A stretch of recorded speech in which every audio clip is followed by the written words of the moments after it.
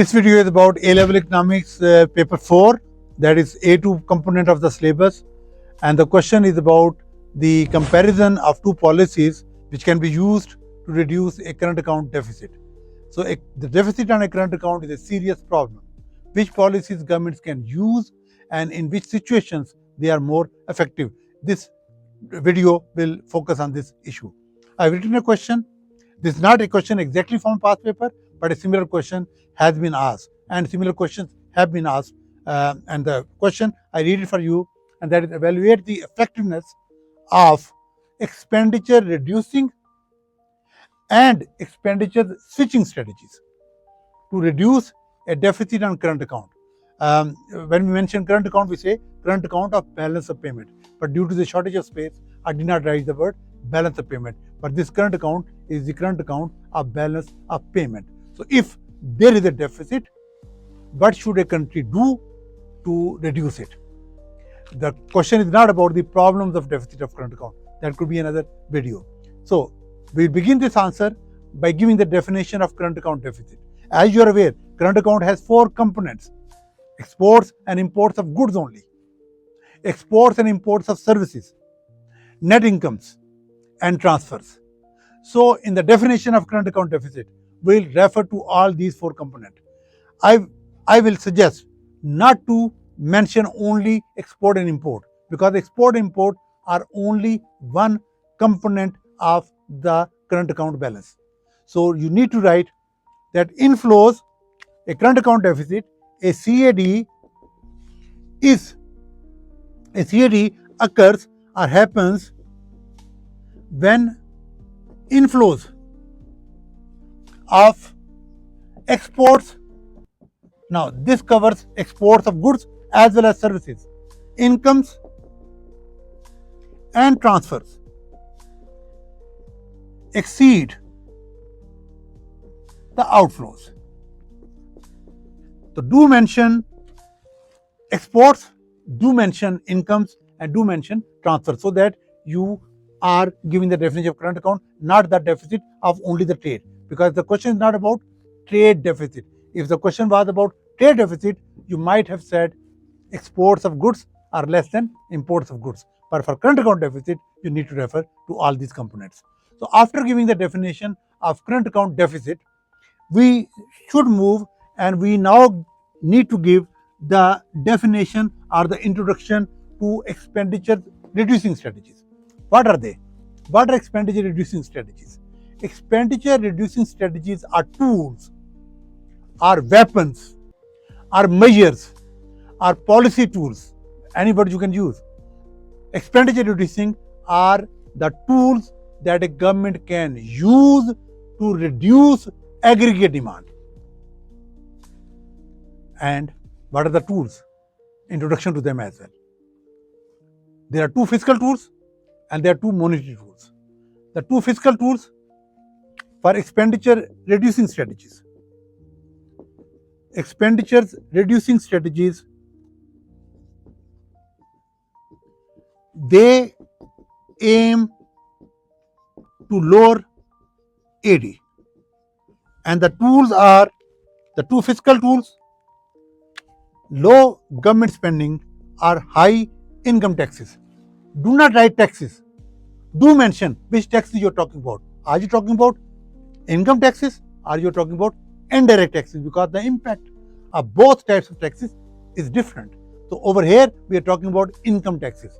So high income taxes or low government spending, and the third tool could be a surplus budget. So a surplus budget, very interesting. A surplus budget is a tool to reduce deficit on current account. So a surplus budget, low government spending, high taxes. These are the fiscal tools. And what are the monetary tools? High interest rate or low money supply. Reduce money supply or raise interest rate. Now these are the two monetary tools. So these four tools are the tools for expenditure reducing strategies. So far what we have done in this essay, we have defined current account deficit. We have given an introduction to expenditure reducing strategies, and we have introduced the four tools, and we have separately shown the two fiscal tools and the two monetary tools. Now, analysis of these tools. The next stage would be the analysis. What will happen if we lower government spending? Lower government spending will lower aggregate demand. Why?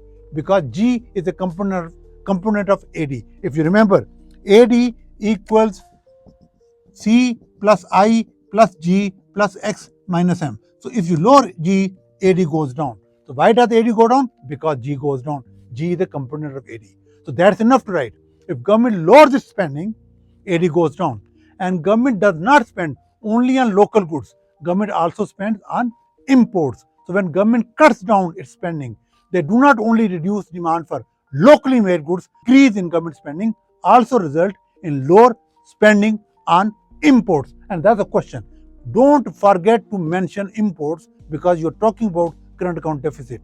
So lower G would mean less government spending. Less government spending would mean less demand for locally made goods as well as less demand for imports. High income taxes. High income taxes will reduce disposable income. The disposable income falls. The income that is left after taxes, that falls. Ability to buy goods falls. People then spend less on local goods, but that's not enough because the question is about CAD, current account deficit. People spend less on local goods as well as they spend less on imports. So, due to lower G or higher taxes or due to surplus budget, demand is withdrawn. Withdrawal of demand is a technical term. Anything that reduces the aggregate demand is known as a demand withdrawal. So, lower G, higher T, budget surplus withdraws demand for local goods as well as it results in lower imports and helps reduce current account deficit. We move on to the monetary tools, analysis of those. High interest rate. Interest rate is cost of borrowing. Interest rate is reward for saving. So when interest rates go up, cost of borrowing goes up. Reward for saving goes up. People save more because they are getting a high reward for saving. They borrow less. And not when they borrow less, they spend less. They do not spend less on potatoes and onions, which are essential goods and low price goods. They spend less on high priced non-essential goods like automobiles, like holidays, foreign holidays. So when interest rates go up, because of high cost of borrowing, people borrow less, spend less, particularly on non-essential, high-priced imports. Because the question is about import. It's not just we are talking about the demand or the impact on demand for locally made goods. We must keep on telling the examiner that our focus is on the question, and that is how to reduce current account deficit, and that is how to reduce imports. So high interest rate results in lower import, especially those imports which are not essential and which are high priced. Similarly, less money supply would mean less liquidity. Banks will give less money on credit to the consumers. Consumers will have less liquidity, they'll spend less, and imports will fall, and current account deficit will improve. So that's the analysis of the four tools of expenditure reducing. Now the valuation, the challenge to the analysis. One limitation of this policy that they reduce import, okay, they may reduce import, but they may also reduce demand for locally made goods, and that may trigger unemployment. That may trigger demand deficient unemployment. That may slow down economic growth. So that is a challenge, or that is the consequence or unintended consequence of using expenditure reducing strategies to reduce current account deficit. You may be able to reduce current account deficit. The government may be able to reduce current account deficit, but it may come at the cost of a slow economy, a recession, a high unemployment. So those, and of course you can make the diagram. Let me show you the diagram you may make for expenditure reducing strategies.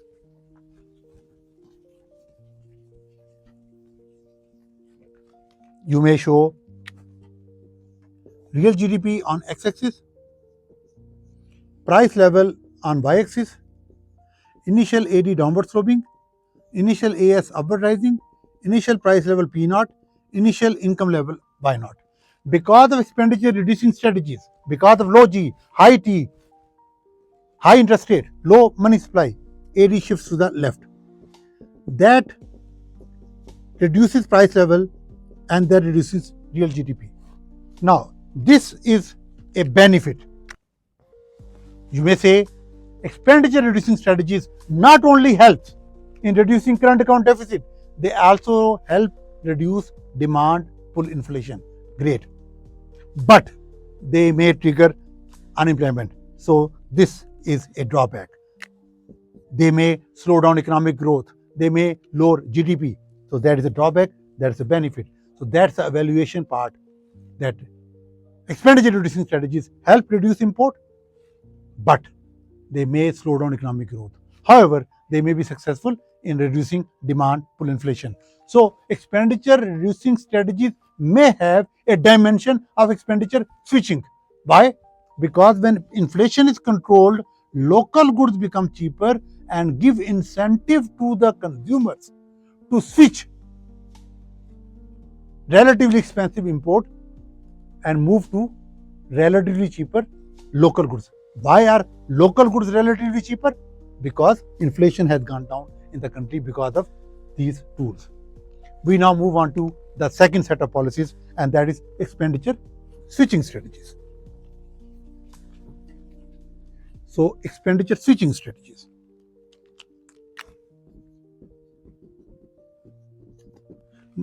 First, a little definition of expenditure switching. Expenditure switching is the tools, the set of policies a government can use to encourage consumers, to prompt consumers to switch expenditures from imports to the local goods. So, unlike expenditure reducing strategies, which lower import as well as lower demand for locally made goods, expenditure switching strategies lower import but raise demand for locally made goods. So, they raise aggregate demand. What are the tools of expenditure switching? The tools of expenditure switching are the two famous tools. One is devaluation of currency, and the other is trade barriers. Devaluation of currency and trade barriers. These are the two expenditure switching tools. What does devaluation do? What is devaluation? Devaluation is downward adjustment of exchange rate. It is a decrease, deliberate decrease in exchange rate. A country makes its currency cheaper. When the currency devalues, when a currency becomes cheaper, the exports become cheaper for others and imports become expensive for the citizens of their country. That encourages more exports and that reduces imports. Net exports go up and it helps reduce current account deficit. However, the effectiveness of devaluation depends upon the PED for net exports. Marshall-Lerner condition. Do mention Marshall-Lerner condition. Marshall-Lerner condition says that a devaluation of currency will reduce current account deficit only if PED for net exports is more than 1. You may put in other words, devaluation of currency will raise net exports and reduce current account deficit only when price elasticity of demand for exports plus price elasticity of demand for imports is more than 1. The sum, the total SUM, the sum of PED for export and PED for import is more than 1. If that is met, if this condition is fulfilled, devaluation will be effective. Devaluation will also be effective if there is excess capacity. What does devaluation do? It makes local goods cheaper. It makes imports expensive. People switch to local goods. They raise demand for local goods. Do you have the capacity to meet their extra demand? If yes, devaluation will be effective. If no, devaluation will not be effective. So excess capacity should be there. Third, and that is, what is the reaction of other countries? If other countries impose trade barriers on our exports, even with devaluation, which has made our goods cheaper, the trade barriers imposed by other countries may make our goods expensive again, and that may nullify the impact of price advantage we got through devaluation. So devaluation gives a price advantage. Devaluation gives a price advantage to the local goods, but tariff by another country may take away that price advantage. So it also depends upon the reaction. It is very important that for devaluation you refer to J curve. J curve shows, for devaluation, whenever you talk about devaluation, you must refer to Marshall-Lerner condition, which we just explained, and J curve as well.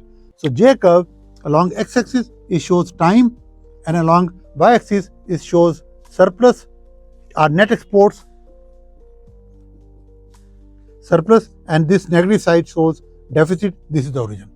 So initially, if there is a deficit, if there is a devaluation of currency, deficit may actually go up. Deficit may rise, because initially PED for net exports is assumed to be less. Buyers take time in adjusting. Now, if you're buying from one particular vendor from a country, and the other country's vendor offers you a lower price, you may take some time in switching to the new buyer. So in the short run, PED for net exports is low. It means even with low price, quantity may not go up significantly, and that may result in lower export revenue and higher current account deficit. Only in the long run, the deficit may start to fall, and you may lead to a surplus, and that is when PED for net exports is more than 1, because in the long run, buyers have more time to respond to price changes. So this is a J. It looks like letter J of English, and that's why we call it a J curve. So whenever there is a devaluation, you are analyzing devaluation, please do refer to Marshall-Lerner condition and also refer to J curve. So this is one tool, devaluation.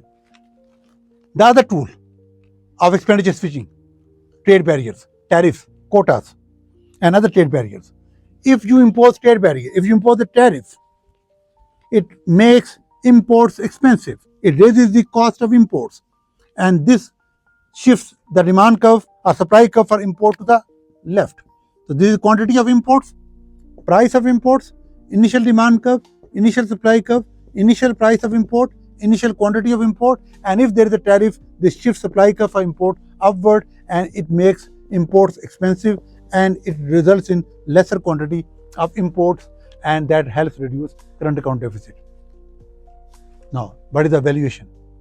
Devaluation and trade barriers help reduce imports because they make imports expensive and make locally goods seem cheaper. Even if they do not make locally goods cheaper directly, they make them look cheaper. People switch expenditure from import to local goods. So AD of local goods go up. AD is actually always of local goods. So AD goes up. That increase in AD helps raise employment. However, this may trigger demand pull inflation. Similarly, increased tariffs or devaluation makes imported goods expensive, and businesses which rely on imported raw materials, they experience an increase in cost of production. That shifts AS to the left, and that results in cost push inflation. We can show both these diagrams. So what happens when there is devaluation or when there is trade barriers? Local goods seem cheaper. The demand for local goods go up. That shifts AD to the right. Initial AD, initial AS were determining equilibrium income at P0 and Y0. Because of the switch to local goods, AD goes up, and that raises real GDP, and of course, to produce more output, more GDP, we need more workers, so employment will also rise. However, this may lead to demand pull inflation. On the other hand, imported raw materials become expensive. Initial AS, initial AD, real GDP, price level. Never compromise on labeling the diagrams. You need to label diagrams correctly and properly. What will happen? Imported raw materials have become expensive because of devaluation or because of tariffs. That shifts AS to the left, raises the price level, and of course lowers GDP. Now this is cost push inflation. So expenditure switching strategies are good. Why? Because they help raise AD, they help raise real GDP, they help raise employment, and of course they help reduce current account deficit. But what is the consequence? they trigger demand pull and cost push inflation. So, comparison. So far, what we have done? We have given the definition of current account deficit. Then we have given the definition of expenditure reducing strategies. Then we told you the 4 tools of these policies, and then we analyzed them with some evaluation. Then we gave you a definition of expenditure switching strategies. Then we gave you the tools of these policies, and then we gave the analysis with the limitations. So in evaluation, we said expenditure reducing strategies are helpful in reducing CAD, current account deficit, but they may slow down the economic growth and they may trigger unemployment. Expenditure switching strategies, on the other hand, may help reduce current account deficit, but they may trigger inflation. Now, the comparison. Expenditure reducing strategies are more useful for countries which have inflation, because this policy will help solve 2 problems simultaneously: current account deficit and inflation. So expenditure reducing strategies are more useful for economies that are operating above full employment, that are overheated, that experience inflation. On the other hand, expenditure switching strategies are more useful for economies which have excess capacity, which have unemployment, which have demand deficient unemployment, which have recession, because expenditure switching strategies will not only reduce the deficit on current account, they will also help create demand for locally made goods, which will help reduce unemployment.